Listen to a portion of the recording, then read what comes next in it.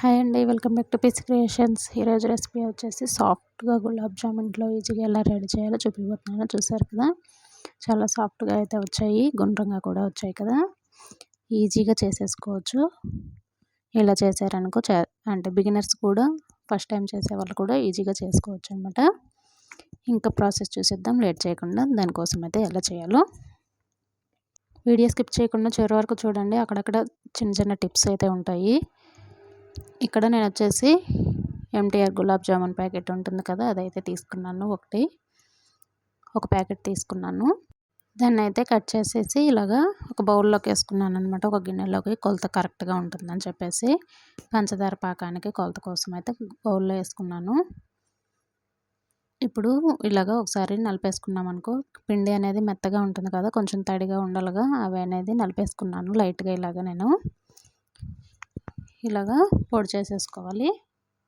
అలాగా ఒకసారి పొడి చేసుకున్న తర్వాత ఇక్కడ చూడండి, కొద్దిగా పాలు అయితే తీసుకున్నాను, కాచి చల్లార్చిన పాలు. అవి అయితే కొంచెం కొంచెం యాడ్ చేసుకుంటూ పిండిని అయితే లైట్గా కలుపుకోవాలి. చపాతీ పిండిలాగా గట్టిగా కలిపేయకూడదు.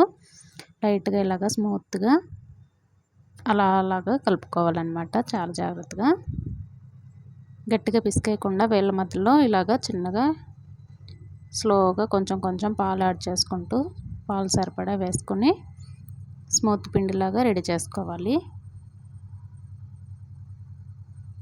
చూసారు కదా, ఇలాగా సాఫ్ట్గా పూరికి చపాతీకి కలుపుకుంటాం కదా, అలా కలిపితే సరిపోతుంది. మరీ గట్టిగా కాకుండా మరీ లూజ్గా కాకుండా ఇలాగా సాఫ్ట్గా ఉంటే సరిపోతుంది అనమాట. చూసారు కదా, పిండి అయితే కలిపేసుకున్నాను. చూడండి, ఇలా ఉంటే సరిపోతుంది.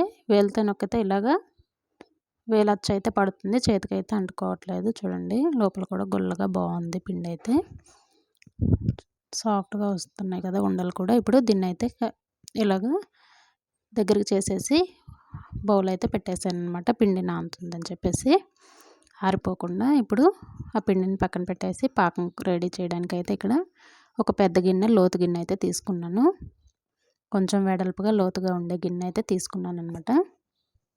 ఇప్పుడు పాకం కోసం అయితే 2 కప్పులు పంచదార అయితే వేసుకున్నాను. ఒక కప్పుతోటి పిండి అయితే తీసుకున్నాం కదా, అదే కప్పుతోటి 2 కప్పులు పంచదార అయితే తీసుకున్నాను.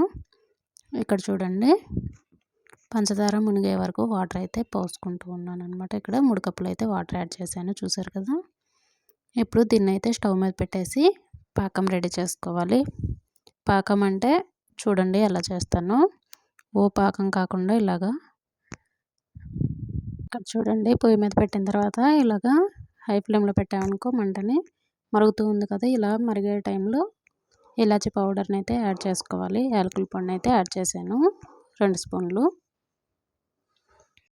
ఇలాగా కలుపుకుంటూ చూసుకుంటూ ఉండాలి, లేదంటే పాకం ముదిరిపోతుందండి. టెస్ట్ చేసుకుంటూ ఇలాగా పాకం రెడీ అయిందా లేదా అని స్టవ్ ఆపేసుకోవాలి. దగ్గరే ఉండి ఇలాగా కొంచెం జిగురు వచ్చింది, చూసారు కదా, జస్ట్ అలా వస్తే సరిపోతుంది. వేలు కంటుకుంటే 2 వేళ్ళు, తీగ పాకం కాకుండా వేళ్ళతోటి ఇలాగ అన్నప్పుడు జిగురుగా అంటుకుంటుంది కదా పాకం అనేది, అలా ఉంటే సరిపోతుంది అనమాట. ఇప్పుడు స్టవ్ ఆపేసుకొని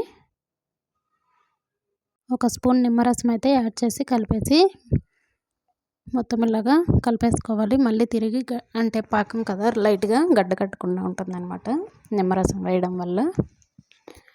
నిమ్మరసం యాడ్ చేసుకొని, ఒకవేళ పాకం కానీ గట్టిగా అయినా పర్వాలేదండి, ఎందుకంటే మళ్ళీ కొంచెం వాటర్ పోసి మళ్ళీ వేడి చేసుకోవచ్చు. అప్పుడు పాకం అనేది రెడీ చేసుకోవచ్చు. మళ్ళీ తెలియక ఒకవేళ పాకం కానీ గట్టిగా అయితే ఇప్పుడు మూత ఇలాగా సగానికి పెట్టేసి పక్కన పెట్టేసుకున్నాను. ఇక్కడైతే ఆయిల్ పెట్టేసుకున్నాను. ఆయిల్ హీట్ అయ్యేలోపు ఇక్కడ పిండి రెడీ చేసి పక్కన పెట్టుకున్నాం కదా, అదైతే ఉండలు చేసుకోవాలి. చూడండి, పిండి నానేసరికి ఇంకా కొంచెం సాఫ్ట్గా అయిందనమాట, ఇందాక కలిపినప్పటికన్నా కూడా. ఇప్పుడు ఉండలు అయితే రెడీ చేసి పక్కన పెట్టేసుకుంటున్నాను ఆయిల్ హీట్ అయ్యేలోపు. చూడండి, ఇంత పిండి తీసుకొని ఇక్కడ వీడియో తీస్తున్నాను ఒక చేతితోటి, అందుకే చూపించలేకపోతున్నాను. ఇవి అంటే ఫోన్ పక్కన పెట్టి చేశాను ఉండలు అనేవి. వీడియో తీస్తూ 2 చేతులతో చూపించలేకపోతున్నాను. 2 చేతుల మధ్యలో, అరిచేతుల మధ్యలో ప్రెస్ చేసుకుంటూ ఇలాగ ఉండలు అయితే చేసుకోవాలి. అప్పుడు ఉండలు అనేవి ఆయిల్లో బాగా ఫ్రై అయ్యి పాకం అనేవి బాగా పీల్చుకుంటాయి. చూసారు కదా, ఉండలు అయితే చేసుకున్నాను కొన్ని. ఈలోపు ఆయిల్ అయితే హీట్ అయింది. చూడండి ఇలాగా ఒక్కొక్కటి ఆయిల్లో అయితే స్లోగా లైట్గా జస్ట్ అలా వేడైతే సరిపోతుంది. ఆయిల్ బాగా కాగేసింది అనుకోండి ఉండలు అనేవి బాగా ఉడకవు, ఫ్రై అవ్వవు.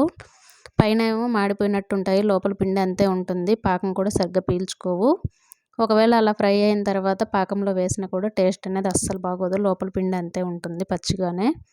అందుకని చెప్పేసి ఇలా యాడ్ చేసుకున్నామనుకో, లైట్గా చిన్న మంట మీద వేసుకున్నామనుకో, ఇలాగ తిప్పుకుంటూ ఫ్రై చేసుకుంటే ఉండలు అనేవి బాగా ఫ్రై అవుతాయి, అలాగే టేస్ట్ కూడా బాగుంటుంది. ఇలాగ నేనైతే కొంచెం కొంచెం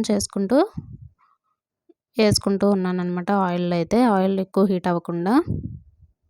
చూసారు కదా వీడియోలో చూపించినలాగా ఇలాగా తిప్పుకుంటూ ఫ్రై చేసుకోవాలి.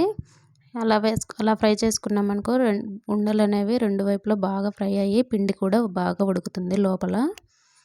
చూడండి ఇలాగ కలుపుకుంటూ ఫ్రై చేసుకుంటూ, ఇవి కలర్ అనేది బాగా రావాలి. ఆయిల్లో చూస్తే ఫ్రై అయినట్టు అనిపిస్తుంది కదా, ఇలా కాకుండా ఇంకా బ్లాక్గా రావాలి.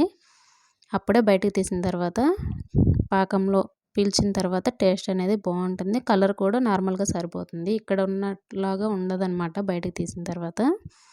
అందుకే ఆయిల్లోనే కొంచెం ఎక్కువసేపు బాగా ఫ్రై చేసామనుకో, లోపల పిండి బాగా ఫ్రై అయితే టేస్ట్ కూడా బాగుంటుంది. గులాబ్ జామున్ అనేది సాఫ్ట్గా ఉంటాయి. చూడండి ఈ కలర్ ఉంటే సరిపోతుంది, ఇంకా కొంచెం ఎక్కువైనా పర్వాలేదు, బాగానే ఉంటుంది. నేనైతే ఇంక ఇలాగ తీసేసాను. చూడండి ఇలాగ తీసి ప్లేట్లో పెట్టేసుకున్నాను. నెక్స్ట్ మళ్ళీ చేసుకొని మళ్ళీ వేసుకోవాలి కదా. ఇప్పుడు ఈ ఉండలనైతే బాగా చల్లారిపోకూడదండి, చల్లారిన తర్వాత వేసామనుకో అసలు పీల్చుకోదు పాకం అనేది. ఇప్పుడే జస్ట్ అలాగా ఒక సెకండ్ అలా పెట్టేసి ఆయిల్లో కొంచెం లాగిన తర్వాత వేసేసుకుంటే సరిపోతుంది. ఒక 2 సెకండ్స్ అలాగా పక్కన పెట్టేసి పాకంలో అయితే వేసేస్తున్నాను. చూసారు కదా, ఇప్పుడు ఒకసారి వేసేసాను కదా, నెక్స్ట్ టైం చేసుకొని ఇంకా మొత్తం ఒకసారి వేసేసాను. చూడండి ఇక్కడైతే మొత్తం వేసేసాను. ఇలాగా మొత్తం కలిపేసుకుంటే పాకం అనేది బాగా పీల్చుకుంటాయి. మూత అనేది ఇలా పెట్టేసుకున్నామనుకో సరిపోతుంది. ఇలాగా ఒక గంట అలా పెట్టామనుకో పాకం బాగా పీల్చేసుకుంటాయి, బాగుంటుంది టేస్ట్ కూడా. చూసారు కదా, గులాబ్ జామున్ అనేది రెడీ అయిపోయింది. మీకు పాకం ఎక్కువగా తింటాము మేము, స్వీట్ ఎక్కువ తింటాము అనుకుంటే ఇంకొంచెం అయితే పంచదార యాడ్ చేసుకొని వాటర్ కూడా ఇంకొంచెం అయితే వేసుకోవచ్చు. ఇక్కడ చూడండి గులాబ్ జామున్ అయితే రెడీ అయిపోయింది ఈజీగా ఇంట్లోనే. వీడియో కానీ నచ్చితే లైక్, షేర్, కామెంట్ చేయండి. అలాగే మన ఛానల్ ఫస్ట్ టైం చూస్తున్నట్లయితే సబ్స్క్రైబ్ చేసుకోవడం మర్చిపోవద్దు. చూడండి చాలా సాఫ్ట్గా అయితే వచ్చాయి. చూసారు కదా గులాబ్ జామున్ చిన్న చిన్న టిప్స్ తోటి ఈజీగా ఇంట్లో ఎలా చేసుకోవాలో. Thank you for watching. Bye bye.